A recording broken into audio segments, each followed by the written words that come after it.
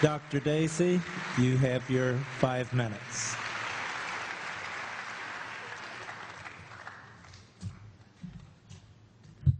Thank you. Just to tie up some loose ends, as to hiddenness, the question is, why should we expect God to provide more evidence than he in fact does? Well, for the simple reason that we would expect a person to provide evidence for their existence and notify another of his or her intentions if you wanted to strike up a love relationship, right? I mean, love is as love does. How can we say that God wants to have a loving relationship with all of humanity if hundreds and hundreds and hundreds of billions of people are excluded for this and who aren't given enough evidence? That's just not what we would expect God to do. As for mind-body dualism and materialism, Craig says that epiphenomenalism is unworkable. Well, that's a matter for the philosophy of mind, and many people who work on this problem just disagree. Can we have a coherent conception of ourselves, thinking that we are our physical brains? Sure. Evolution. Now, have I shifted ground in saying that I'll accept evolution on faith because it's so highly improbable? No, the point was that if you look at something in light of your total evidence and it's improbable, but you can explain why it results anyway, then it's reasonable to accept it. After all, somebody's got to win the lottery, and we don't have to accept on faith that someone does, and you don't have to abandon your reason to explain why it's got to be somebody, although it doesn't have to be one person over another. As for the argument from suffering, could eternal communion in heaven with God make up for a child's short life of misery on earth, as was suggested? Well, the victims might be glad to go to heaven, but that alone wouldn't show that God was morally justified in permitting their misery. I mean, if I steal your car and total it, and then I give you $100,000, you might be happier with the money, but that wouldn't show that it was morally okay to rob you.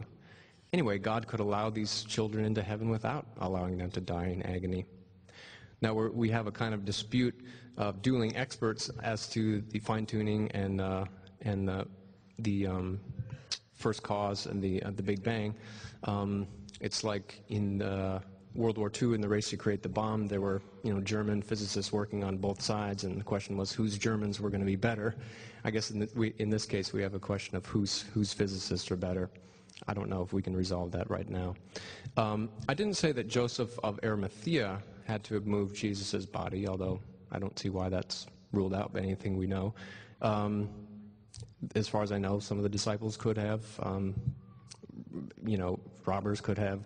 Well, could Jews have gone and pointed to the body to disprove the rise of this new sect based on Christ?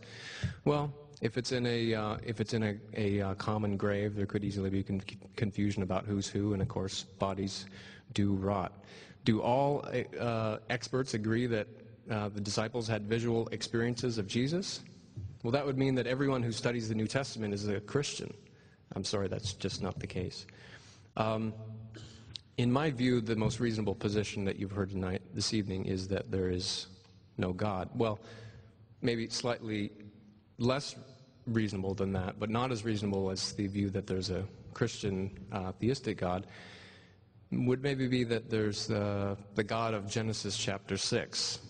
You remember that's a deity who's basically abandoned us, who neither seeks nor deserves our love. Remember, God of Genesis chapter 6 repents having ever made a people who he says are evil in every inclination, and he says that he's going to blot them out of the face of the earth. Well, the God of Genesis chapter 6 makes a lot more sense of the silence of God in the face of suffering and the hiddenness of God and much of the other arguments for atheism I pointed out. So if you're intent on believing that someone is up there, I'm afraid that you can do no better than him.